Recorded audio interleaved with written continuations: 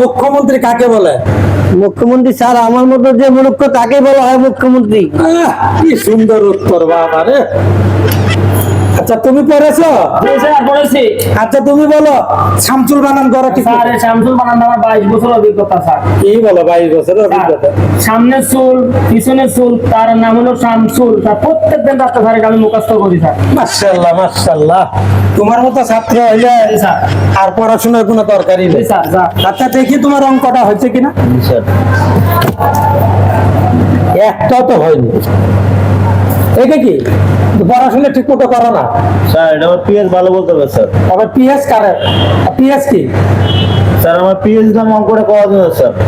আমি দিলাম তোমাকে অঙ্ক করতে হবে, তুমি পিএস দিয়ে অঙ্ক করো, এটা কেমন কথা? স্যার আমি পিএস আছি এই অঙ্কটা করা যাবে স্যার। পিএস অঙ্ক করলে কি তোমার মাথায় ঢুকবে? হ্যাঁ আজব কারখানা, কিচ্ছু বুঝি না আমি। এই থামো,